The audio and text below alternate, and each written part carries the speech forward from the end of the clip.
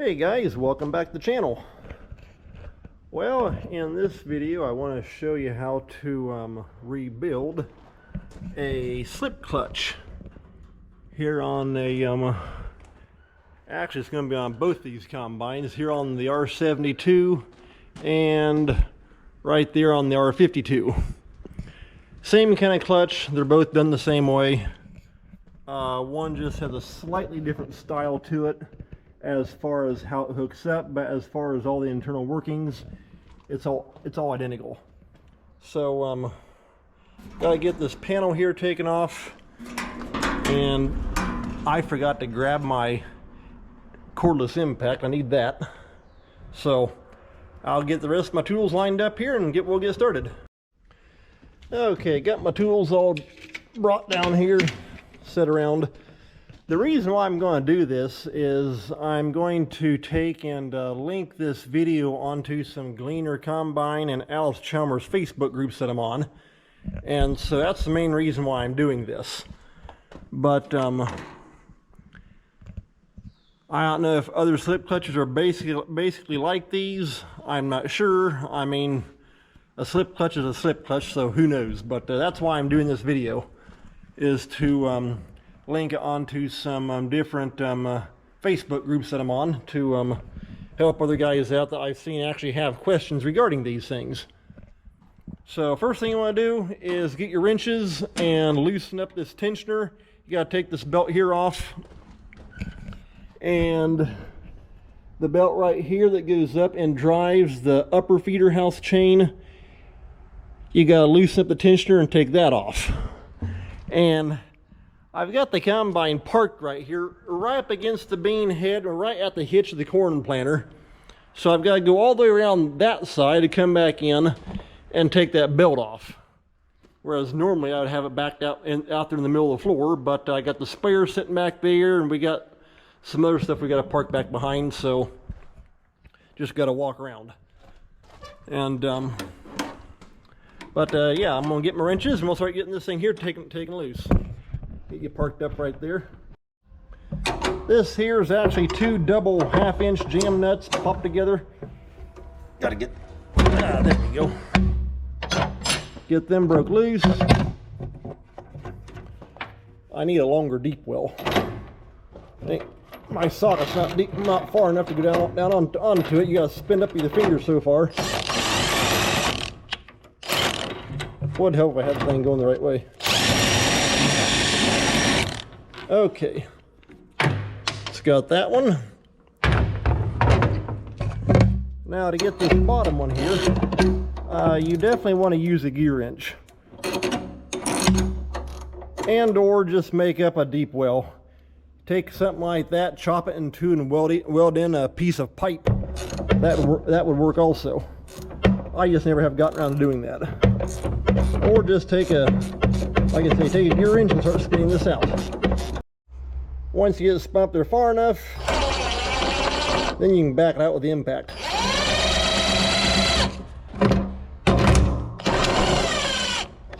However, though, just if at all possible, don't let that draw bolt, don't let that little jam nut there come clear off that draw bolt. Just kind of countersink it somewhat, because what can happen, the whole thing here just drop down and it all falls apart. So now that we're loosened up, gonna take the belt off down here on this end, like that, and same thing up here. Well, take that back. This is a double pulley. You got small and big, and of course for soybeans, and well, you've already seen me. I've already done rye harvest. You're gonna run in the high speed, which is going to be small on this end and big on the other end.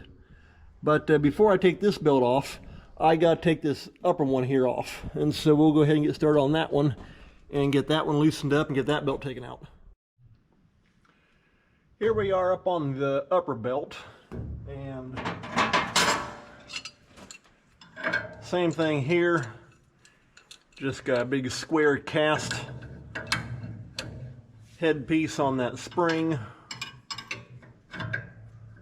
Gotta loosen up that 1/2-inch jam nut. There we go.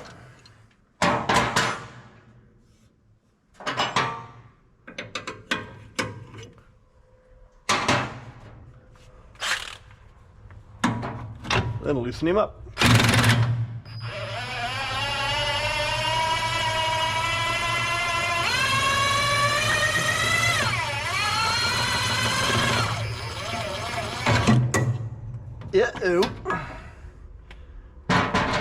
Wasn't exactly planning on having that whole entire pull rod come out of there, but I guess that'll work. Let's see if I can tip the camera down just a bit more. Get you down off that perch that I got you sitting on. Okay, now here we can go ahead and get that taken down off there, I thought anyway. May have to go back up on the front, that way I can pull it.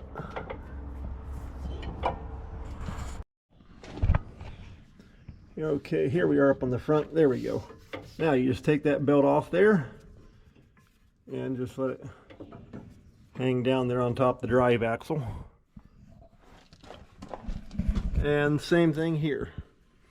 Now we can take that belt off and let it come forward up here to this frame piece, and it'll just sit right there like that.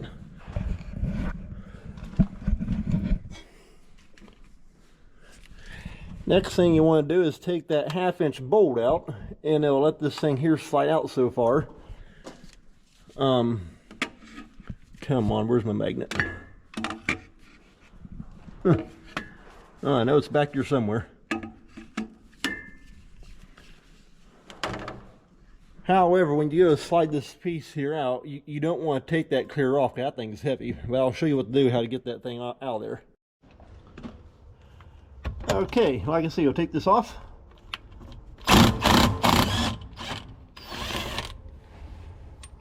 It's got a washer. Some may just have a stack of washers, others may have a spacer like that. That comes off, and now that lets you see the spline right there. Get that thing out of the way. And let me see if I can move you someplace else here. Okay, and like I say, you just want to take and grab this pulley now and begin to work it. Get a pry bar. Come on. But begin to work it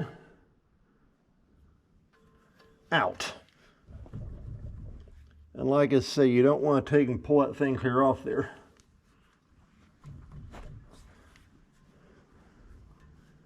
Oh, it's kind of stuck there a little bit. Like I say, you may have to get a pry bar. In fact, I'm gonna go grab one. Let's see what we can do with this pry bar. There we go. Okay, now you see that thing move out. You just gotta keep working it until you get it pulled far enough out there.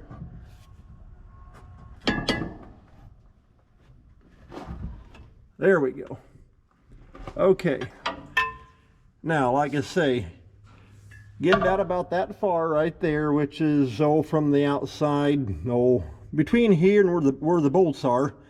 A good 3, maybe 4 inches at the most is all you need. Grab. Trying to remember if that's a 3/8 bolt.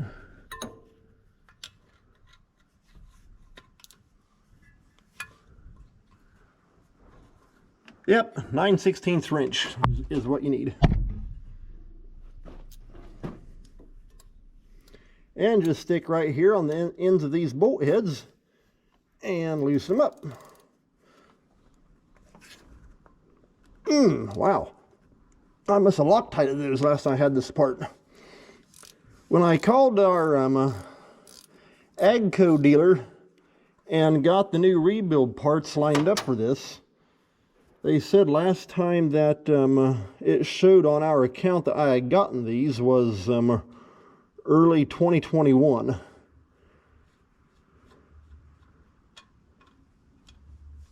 Okay, and right there's one bolt popped out. Now, between this combine and the R52, well, actually, I'm guessing in 1996 there was a switchover and they updated some things. And on our R52, wow, I must put Loctite on them, probably did, which is not a bad idea. Make sure you use the blue Loctite, not the red. Red's high strength, blue is medium. But like I say though, on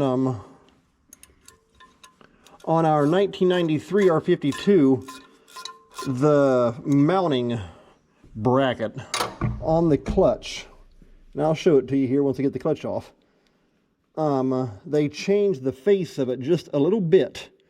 As far as how you rebuild it, they're all the same thing, but it's just the mounting, because on the R52 you actually have, I think it is 6 5/16 bolts instead of 4 3/8. And like it's because we used to have a 1996 R52. We sold that after we got this R72 in 2018. But the 1996, it had the same mounting plate as this combine here, the R72 does. That's stuck in there. Well, I'll bring you in when I'm ready to actually pull this clutch off. Okay, the 4 bolts are now out. Not too sure how well you can see where you're sitting. Where I got the camera sitting at. Let's kind of set that light. Oh, maybe right there. One thing you can do is now push that pulley back in a little bit, and then let me see if I can set you where you can see it better when I go to take it off. Okay, there we go.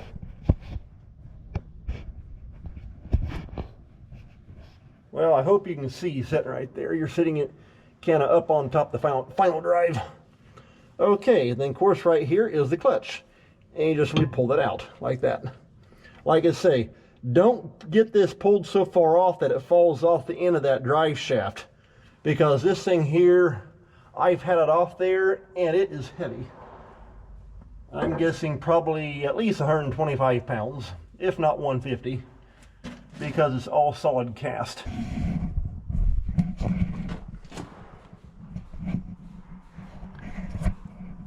And that's what it looks like inside. Okay, and you know how I was just telling you the difference with the mounting plate. Let's get this tipped up here on the side. On the R52 over there, behind the light, you can't really see too well. It does not have this big outer ring. It's actually just a little bit smaller, and this outer piece, and you just have 6 bolts that just go in right around the edge here.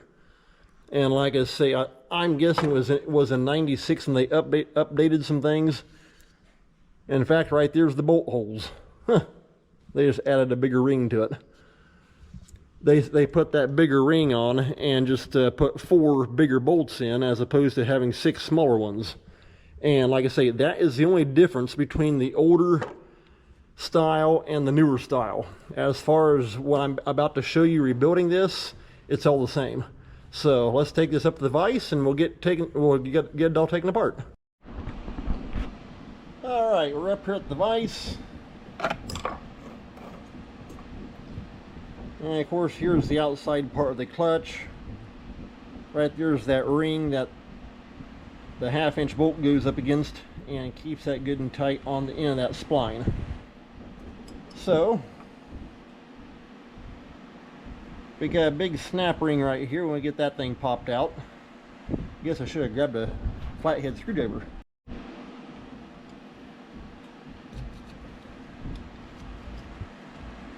If it's got a little bit of crud around there, it's not going to hurt anything because it's all going to come out anyway.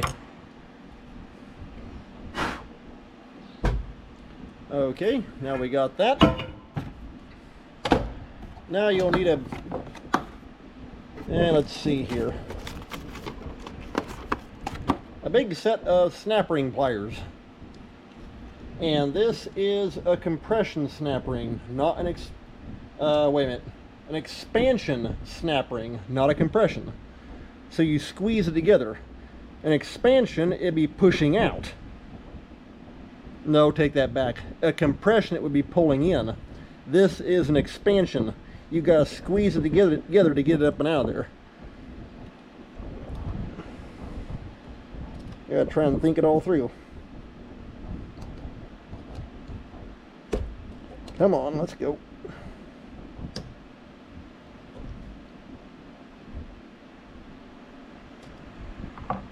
Okay, there's one half of it. Oh, it popped right back down in there.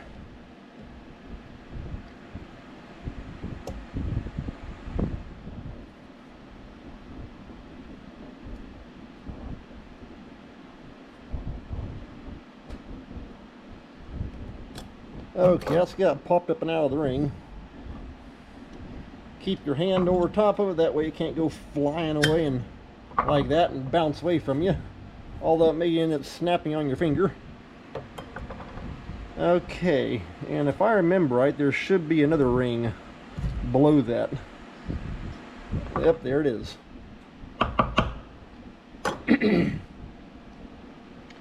Okay, and now I think there is, it's like a nylon. I'm not exactly sure what the purpose of it is, but I think there's a nylon ring down in here. If you can't get it dug out, when you go and knock it apart, it'll pop out. Okay, yeah, there we're coming. Yep, there's the nylon.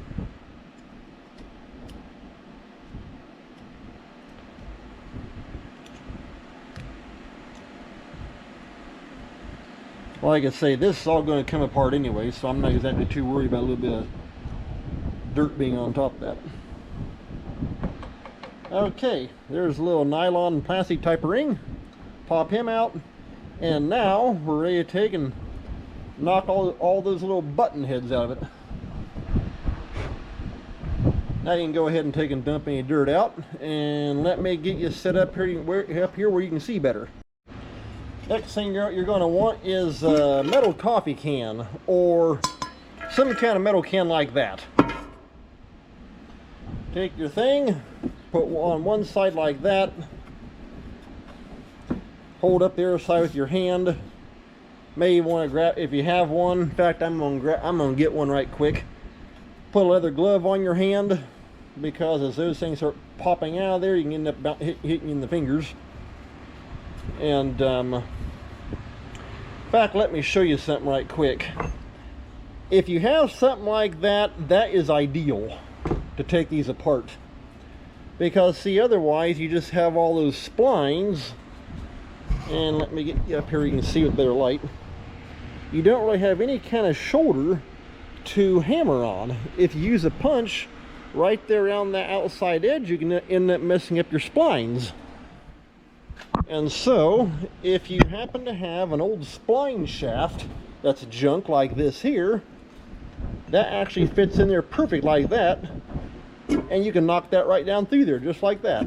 Let me get you set. There we go. In fact, a mechanic who, well, unfortunately, he actually passed away here a couple years ago, gave that to me. He made that thing years ago, and he's actually the one that taught me how to take these apart.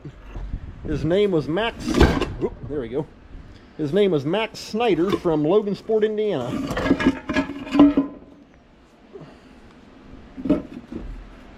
But he's the one that taught me how to take these clutches apart, because I had run them down to his house a couple different times, because he had retired from the one Agco dealership.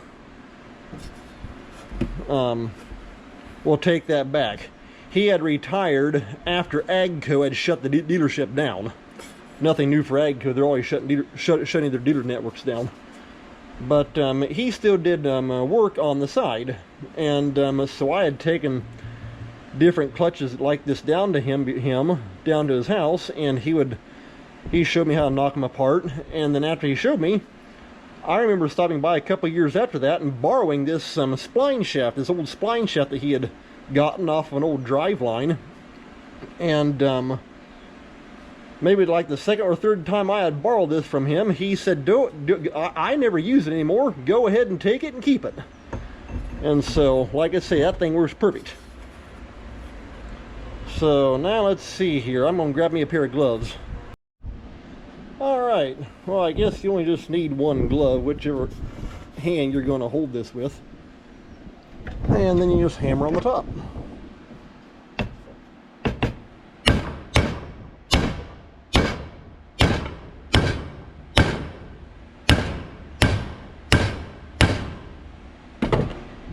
Okay, if that hasn't popped out of there too far. Nope, we're about halfway. Okay, you see that center core coming out. And you can see all those little button heads about ready to pop out of there. They're about halfway out right now, but one more good smack should knock them out. Well, the first set.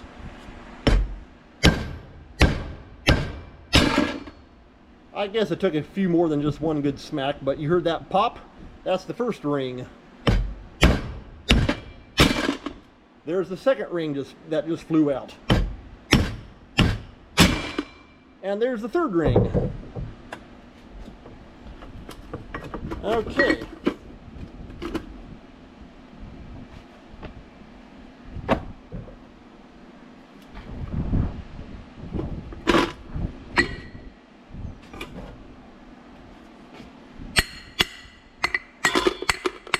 Ah, come on.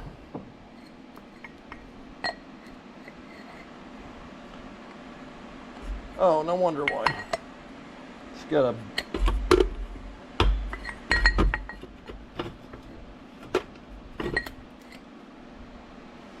Must have one more set of buttons and springs in there. There we go.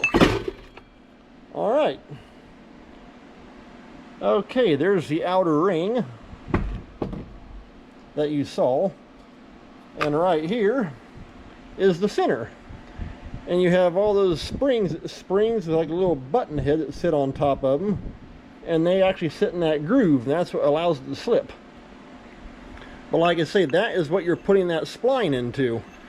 And without something like that, I'm not exactly sure how you get these things knocked apart.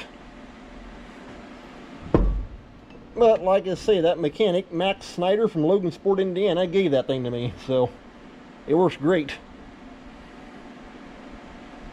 Oh yeah, something I mentioned there about how he had retired from the AGCO dealership. But the annoying thing is, that dealership, they had been there for a long... In fact, I think they had originally been an Alice Chalmers dealer, if I remember right. But just like a lot of their dealers, AGCO pulled the franchise and shut them down. And I was just talking to another guy that works for the dealer that we actually work with now, and he was saying several dealers here in northern Indiana, AGCO just comes along and pulls the franchise and shuts them down. Then they sit around talking about how they want to make big sales. Well, how are you supposed to make sales when you shut all your dealers down? And so that's one of the really stupid things AGCO's doing. In fact, they could actually take a lesson from John Deere. Right now, from our location, we got 3 John Deere dealers within about 20 to 25 minutes of us. Our closest AGCO is probably about 30 miles away, at least. And so, yeah, AGCO leadership isn't exactly all that bright. Okay, well, I'm going to show you how to put the new springs in this. Okay, here are the new kits. And when you go to rebuild these, you're going to want 3 complete spring kits for a slip clutch or a torque limiter. And because you got big springs and little springs. And I'll show you how those go together here.